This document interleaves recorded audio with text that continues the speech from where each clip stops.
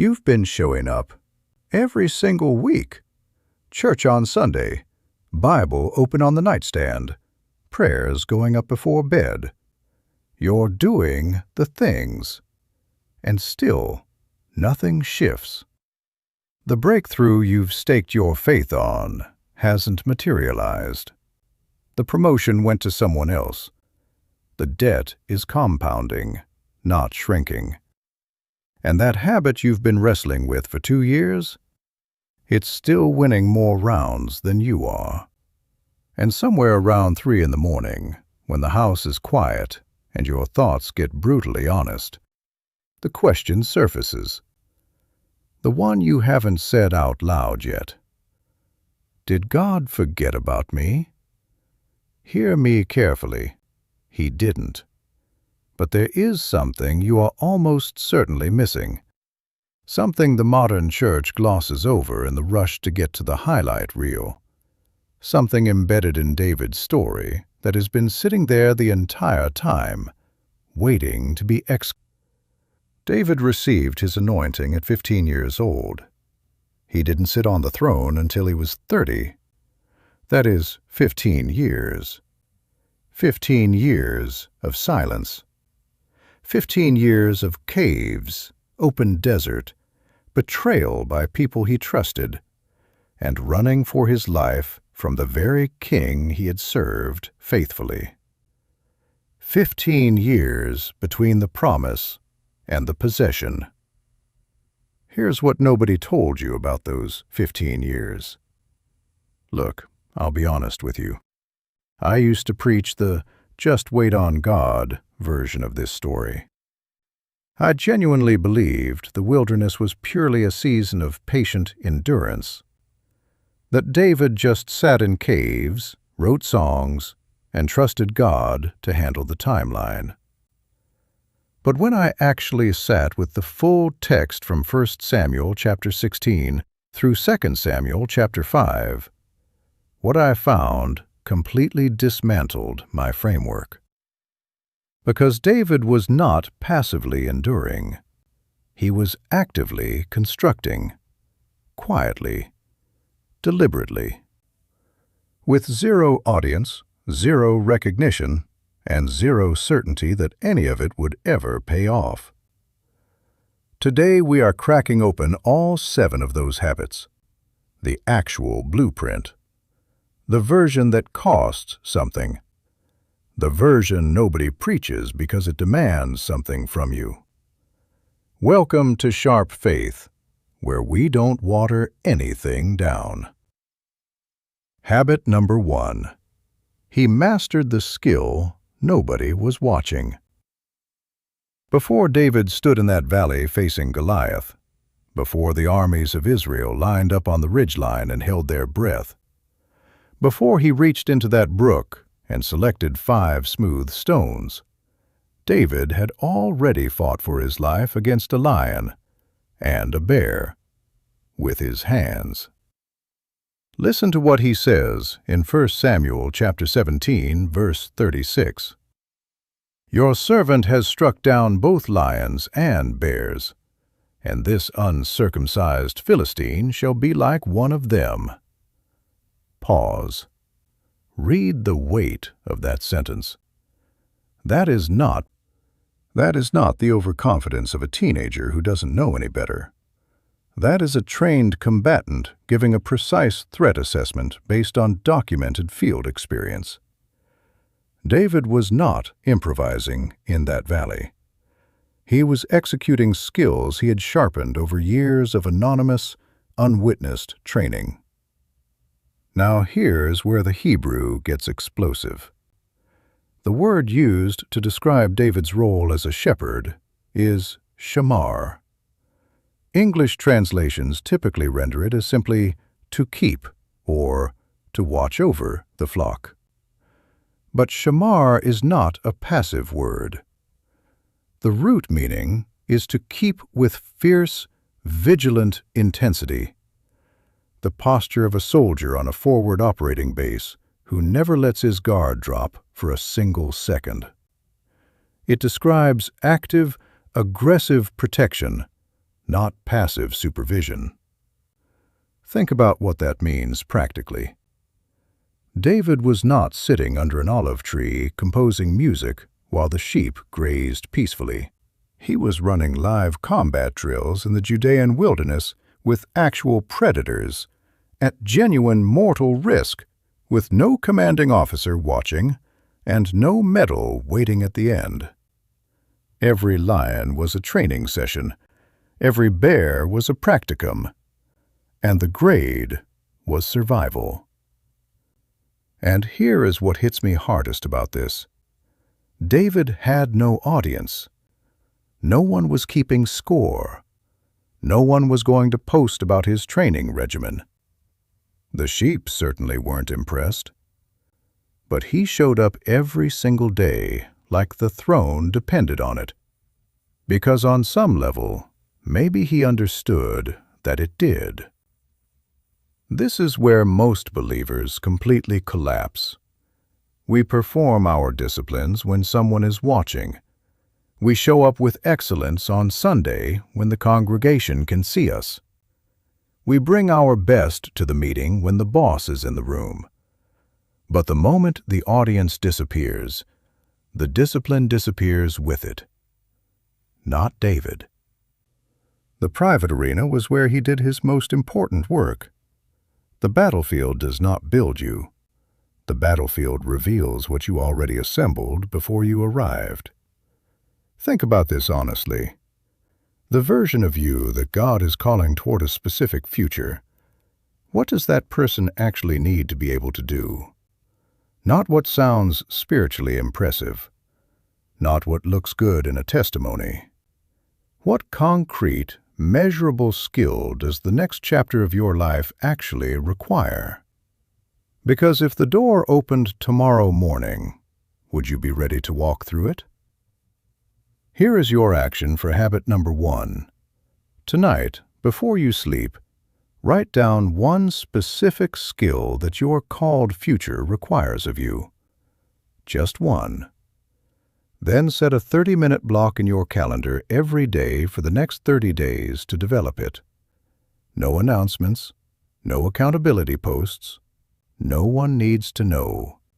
Just you, the work, and God as your only witness. That is Shamar. That is the soil kings grow in. Habit number 2.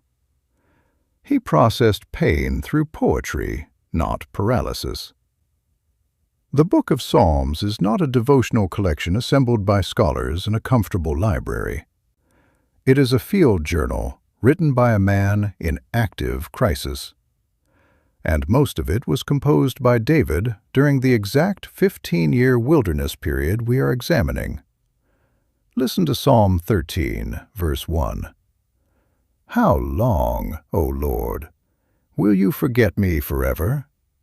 How long will you hide your face from me? I want to be real with you for a second, because this verse used to make me genuinely uncomfortable. I was taught that doubt was essentially a spiritual deficit, that if you were asking God, how long, you weren't trusting enough. I carried that theology for years, and all it produced in me was a backlog of unprocessed grief wearing a religious costume, smiling on Sunday, falling apart on Tuesday. The Hebrew word for forget in that passage is Shakach. And here's what most people never find out. Shakach does not mean a simple act of forgetting, the way you forget where you left your keys. The deeper meaning carries the sense of something slipping from active attention because of overwhelming preoccupation with something else. In the ancient Near Eastern world, where kings managed vast military operations and complex political administrations, Shakach described the condition of a petition that got buried under the weight of royal affairs. Not deliberately ignored, crowded out. David is not lobbing an accusation at God. He is asking with surgical precision, Is my situation getting lost somewhere in the magnitude of everything you're managing right now? And here's the cross-reference that locks this in. Hebrews chapter 4, verse 13 answers David's question directly across 1,000 years. And no creature is hidden from his sight, but all are naked and exposed to the eyes of him to whom we must give account. Nothing is Shakach before God. Not one petition, not one name, not one cave season. David's raw honesty was not a theological failure. It was a relational intimacy that God honored with the highest title in Scripture, a man after my own heart. Some people will say that voicing doubt to God is a sign of weak faith, and I get it. There is a version of complaining to God that is genuinely faithless, that is just spiritual self-pity dressed up as prayer. But that is not what is happening in Psalm 13. What is happening is radical transparency, and that is categorically different. The person who processes pain by suppressing it behind religious language will eventually implode under the accumulated weight. The person who brings the full, unedited reality of their situation to God and trusts Him with it will come out the other side with a testimony, not just a coping mechanism. What are you suppressing right now? What is the prayer you have not prayed because it felt too raw, too honest, too unspiritual? Here is your action for habit number 2. Tonight, pick up a physical piece of paper, not your phone, not a notes app, actual paper, and write one sentence that starts with the words, God, I don't understand why. Do not edit it. Do not theologize it. Write the true version. Then leave it somewhere visible as a reminder that honest prayer is not the absence of faith. It is faith in its most uncurated form.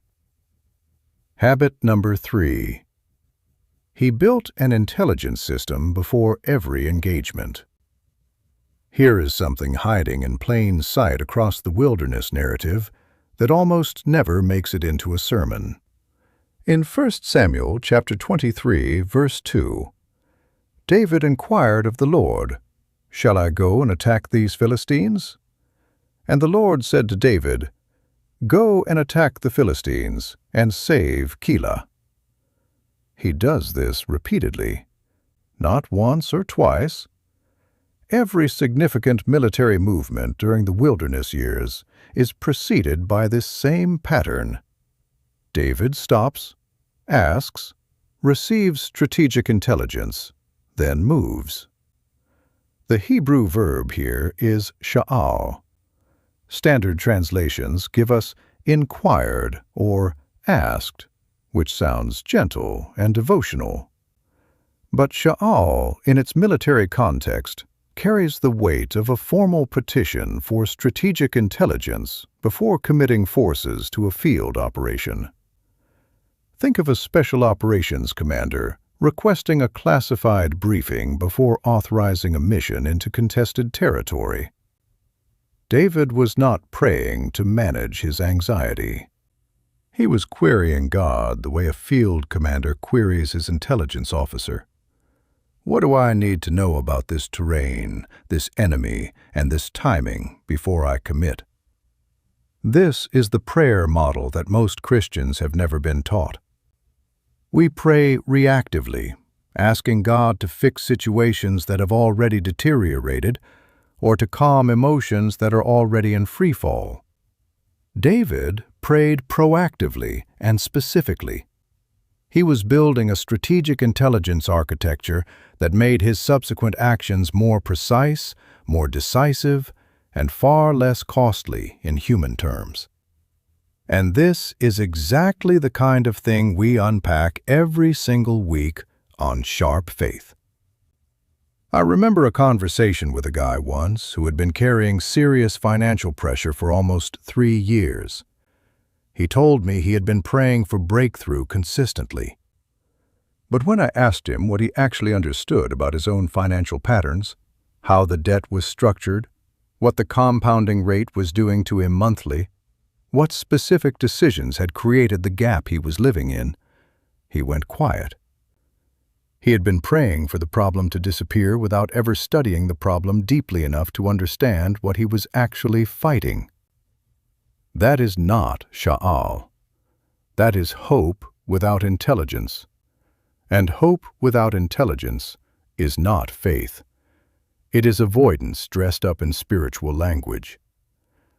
A common misreading of this passage is to treat David's inquiring of the Lord as purely supernatural direction, as if God was simply telling David where to go and David was just following coordinates.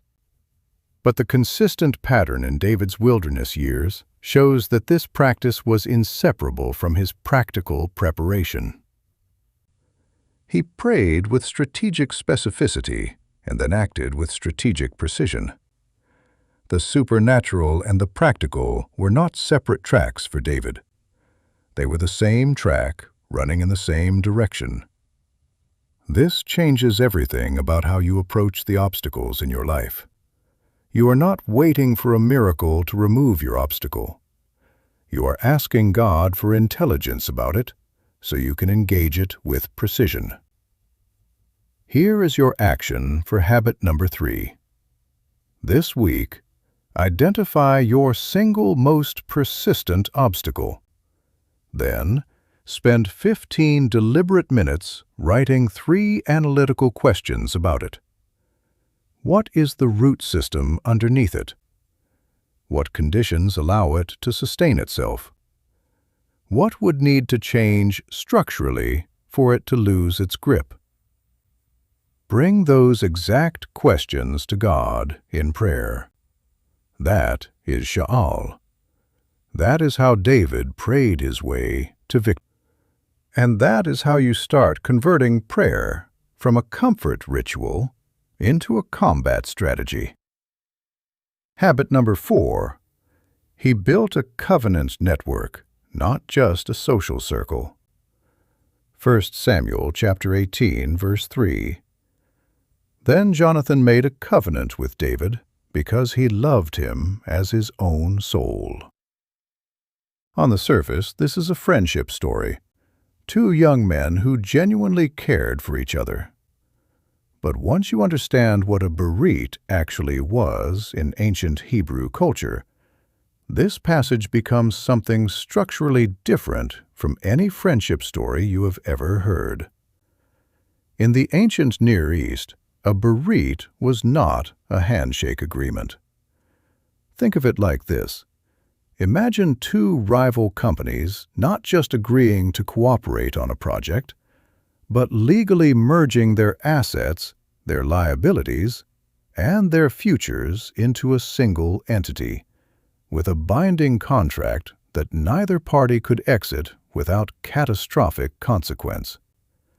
That is the weight of Berît. It was specifically engineered to survive adversity, designed to hold its structural integrity precisely when external pressure was greatest. Jonathan was the crown prince of Israel. By every human calculation, the throne was his inheritance. His father's bloodline secured it. His military record validated it. And he entered into a Berît with the one man whose rise would cost him everything he stood to inherit. That is not sentiment. That is a calculated, covenant-grade investment in someone else's God-ordained destiny, at profound personal cost to himself. I want to be honest about something here. When I first really sat with this passage, it convicted me. Because I looked at my own relational landscape and realized that most of what I was calling close relationships were actually just proximity relationships. We shared the same spaces. We had history. we got along well. But the kind of relationship that would hold under genuine pressure? That would cost something to maintain? That list was much shorter than I was comfortable admitting. The person sitting next to you on Sunday is not automatically your Jonathan. A high follower count is not a covenant network. A wide social circle will thin out rapidly the moment your cave season hits its harshest chapter. David survived his wilderness years partly because of what he built in private discipline, and partly because of who he built around himself with intentionality and discernment. Here is your action for habit number 4. This week, identify one person in your life who you believe God has positioned for a Berît level relationship. Reach out to them with a specific proposal. Not, we should hang out more. Say clearly, I want us to hold each other accountable to one specific thing. I am committed to your growth. Are you in? That is not casual friendship. That is covenant infrastructure. And covenant infrastructure is what keeps you standing when everything else shakes. Habit number 5. He refused every shortcut that would have corroded his character. Okay, this next one is genuinely uncomfortable. And I want to say up front, I am not approaching this from a platform of personal perfection. I have taken shortcuts. I have made compromises I rationalized with good intentions and sophisticated theology. So when I walk through this, I am not talking at you from a distance. I am sitting in this with you. 1 Samuel chapter 24, verse 6. The Lord forbid that I should do this thing to my Lord, the Lord's anointed, to put out my hand against him. Here is the full scene. Saul has been hunting David for years, with the complete military apparatus of the Israeli monarchy, thousands of soldiers, resources, intelligence networks, all of it deployed to find and eliminate one man. David and his men are hidden in the back of a cave at En-Gedi. Saul walks in alone, completely unaware. And David's men whisper the words every exhausted fugitive dreams of hearing. God just delivered him into your hands. It is over. Take it. David moves toward Saul in the darkness. He reaches out, and he cuts off the hem of Saul's robe. Even that minor act produces what the text calls a stricken conscience in David. He pulls back. He refuses. And the next morning he stands at a distance, holds up the piece of cloth, and demonstrates that he had the opportunity and chose not to take it. Now here is where the etymology makes this moment theologically seismic. The phrase, the Lord's anointed, in Hebrew is Mashiach, YHWH, the anointed of Yahweh. This is one of the earliest appearances in Scripture where the term Mashiach, the root that gives us the word Messiah, appears in an explicit political governance context. David understood something operating at the level of sacred architecture. The structure of divinely appointed authority was not a technicality to be worked around when it became personally inconvenient. It was a covenant order. And violating it, even with full moral justification, even at enormous personal cost, was a line he would not cross. A common misreading of this passage is to interpret David's restraint as purely personal loyalty to Saul as an individual. People read this and think David just couldn't bring himself to harm someone he had once respected.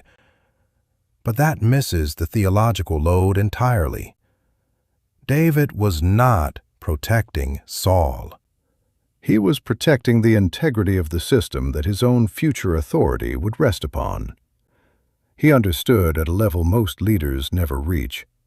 The manner in which you ascend to power becomes the foundation upon which you govern. And a foundation built on compromise will fracture under the weight of what God intends to place on it. Every shortcut removes a small but irreplaceable piece of the person you are becoming. By the time you arrive at the position you cut corners to reach, you have already become someone with less capacity to carry it well. Here is your action for habit number 5. Right now, before the next video in your queue loads, write down one shortcut you are currently considering. Then write 2 things underneath it. First, the specific character cost of taking it. Second, the longer path that keeps your integrity fully intact. Put that paper somewhere you will encounter it first thing tomorrow morning. The king you are becoming is being decided in choices that no one else will ever witness. Habit number 6. He kept worshiping when worship made no logical sense. Psalm 57, verse 7. My heart is steadfast, O God, my heart is steadfast. I will sing and make melody. Let me give you the full context, because it changes the entire weight of this verse. Look at the inscription at the top of Psalm 57. It reads, A miktam of David, when he fled from Saul in the cave. David did not write this from a palace study with warm lighting and a cup of coffee. He wrote this from a hole in the ground while being actively hunted by the most powerful military force in the region, with no legal protection, no institutional allies, and no visible timeline for when any of it would end. And from inside that hole, he writes, My heart is steadfast. But wait, before I go deeper into this, I need you to actually sit with that image for a moment. Not the theological conclusion, the physical reality. A man in a cave, wanted, hunted, abandoned by most of the people who once respected him. And he is writing a song. Not a lament, not a complaint. A song of steadfastness. How does a person get to that place? What does a person have to build in themselves before a crisis hits to be capable of that response in the middle of it? The Hebrew word for steadfast here is Kûwn, and this is where the etymology completely rewires your understanding of what worship actually is. Kûwn does not primarily describe an emotional state. The root meaning is to be established, to be fixed firmly in place, to be made ready through repeated and systematic action over time. The mental image embedded in this word is something being driven into bedrock with such sustained, deliberate force that no external pressure can uproot it. Not planted on sand, not staked loosely in soil, driven into rock through consistent, intentional effort accumulated day after day after day. Here is the historical context that makes this even more striking. The cave at Adullam, where David almost certainly composed Psalm 57, sat in the Shephelah lowlands of Judah, a contested borderland squeezed between Philistine military pressure from the west and Saul's forces closing in from the north. David had no home base, no institutional support, no guaranteed tomorrow, and every external anchor for human stability had been stripped away. The only thing still standing was a worship practice he had built so deeply into his daily architecture across years of private discipline that the circumstances of the cave no longer had access to its root system. Cross-reference this with Habakkuk, chapter 3, verses centuries and 18, written centuries later. Though the fig tree should not blossom, nor fruit be on the vines, the produce of the olive fail, and the fields yield no food, the flock be cut off from the fold, and there be no herd in the stalls, yet I will rejoice in the Lord. The prophet Habakkuk arrives at the identical posture as David, not because of his circumstances, but in spite of every single one of them. And in both cases, that posture was not spontaneous. It was the output of a cultivated, long-practiced discipline. Yeah, I said it. Most Christian worship is conditional. We show up when the emotional weather cooperates. And the moment real pressure hits at full force, the worship practice collapses because it was never built as a discipline. It was only ever practiced as a feeling. Here is your action for habit number 6. Starting tomorrow morning, commit to 10 minutes of genuine worship. Not background music while you scroll your phone. Actual engaged worship. At the same time, in the same location, every day for 21 consecutive days. Set the alarm tonight. Choose the spot right now. Pick one psalm or one song and show up whether you feel it or not. Build Kûwn. Build it in your cave, because that is the only version of worship that survives the storm. Habit number 7. He built the capacity to carry provision before the provision arrived. 2 Samuel chapter 5, verse 12. And David knew that the Lord had established him king over Israel, and that he had exalted his kingdom for the sake of his people. And 1 Samuel chapter 18, verse 14. David had success in all his undertakings, for the Lord was with him. Now let us look at that word success in the Hebrew, because it completely reframes every conversation about blessing and prosperity that you have ever heard. The word is Sakal, and Sakal is not the language of passive divine favor descending upon a fortunate recipient. Sakal means to prosper as the direct consequence of wisdom systematically applied through careful, calculated, consistent action over time. Think of it like compound interest on a financial investment, except the currency is disciplined wisdom, and the return is inevitable because the principle is reliable. Hear me carefully. This is what biblical prosperity actually looks like. Not the version where you declare abundance and wait for a supernatural bank transfer. The Sakal version, where you develop the genuine competency to generate, manage, and steward resources at the level the next chapter of your calling demands, and then the provision flows as the natural consequence of a person who has actually built the container to hold it.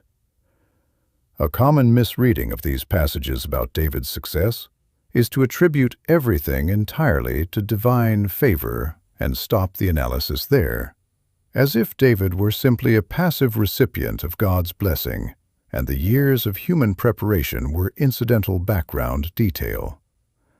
But the full narrative of the wilderness years refuses that reading at every turn. David did not stumble into military genius. He trained for it against real threats in the Judean wilderness. He did not accidentally understand political alliance building. He studied it and practiced it across 15 years of adverse conditions with no safety net. The divine favor and the human preparation were not competing explanations for the same outcome. They were cooperative realities producing a single result. I had a conversation once with someone who had been believing for a major platform opportunity for almost 4 years. But when we sat down, and honestly assessed his communication skills, his understanding of the audience he felt called to reach, and his capacity to manage the relational and organizational demands that real influence brings, there were genuine gaps. Not fatal gaps, developmental gaps. Gaps that could be closed with 12 months of intentional, disciplined work. He started closing them. 18 months later, the door opened. And this time, he was standing on the other side of it, fully equipped to walk through. Ask yourself honestly, if the specific breakthrough you have been praying for showed up tomorrow morning, what would structurally collapse inside of 18 months because you do not yet have the capacity to sustain it at that level? That question is not designed to discourage you. It is designed to redirect your energy from petition to preparation.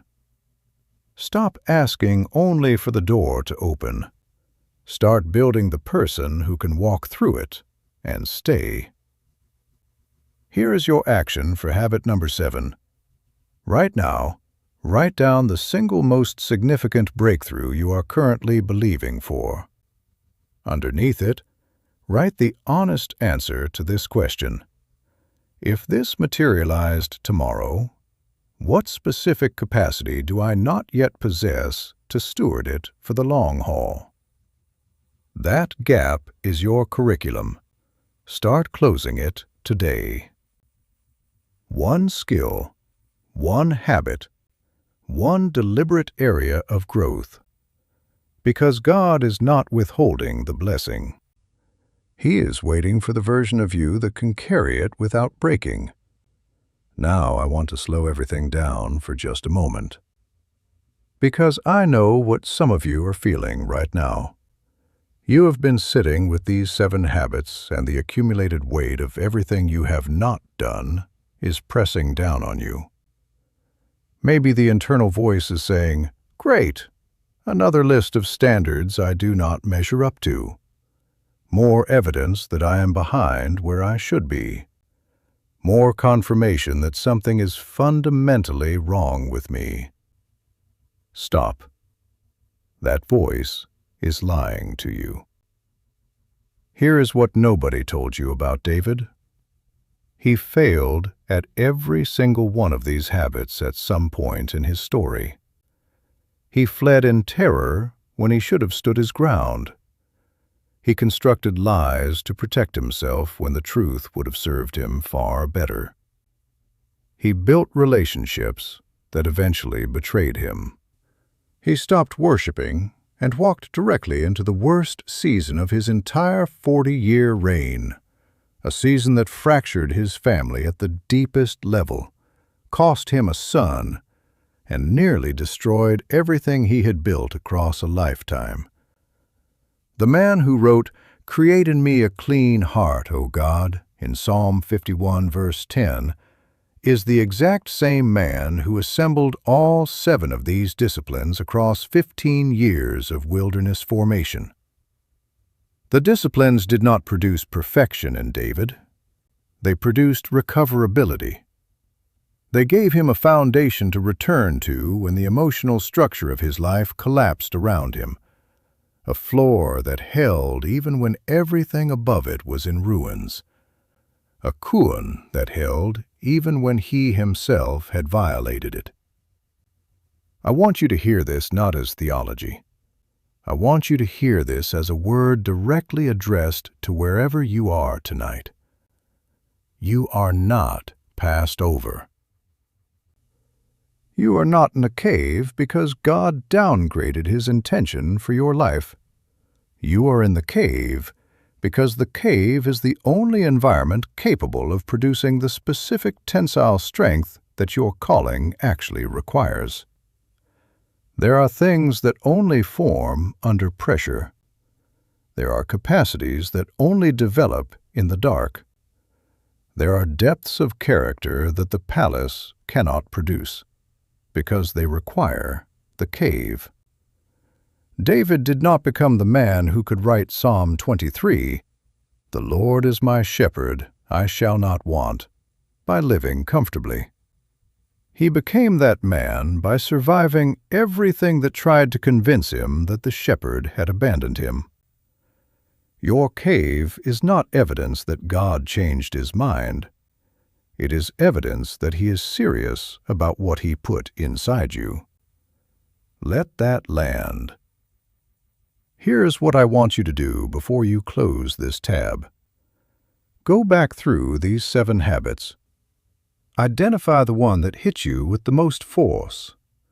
The one where something in your chest registered that quiet, uncomfortable recognition that says, "That one is mine."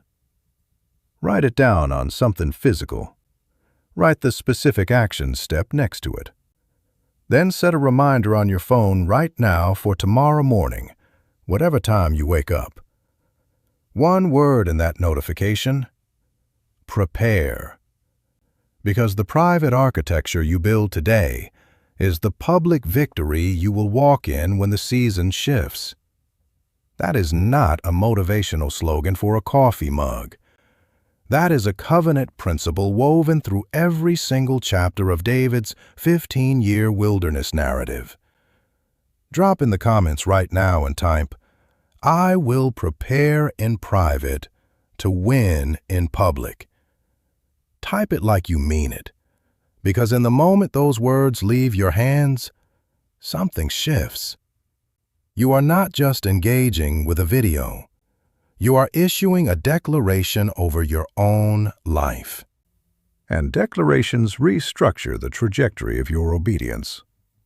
If you know someone who is in their cave season right now, someone who is 3 weeks away from walking away from everything because the throne still looks impossibly distant from where they are standing, send them this video today. Not next week, today. It might be the exact blueprint they have been searching for without knowing what to search for. Subscribe to Sharp Faith so you never miss a blueprint drop. Stay sharp.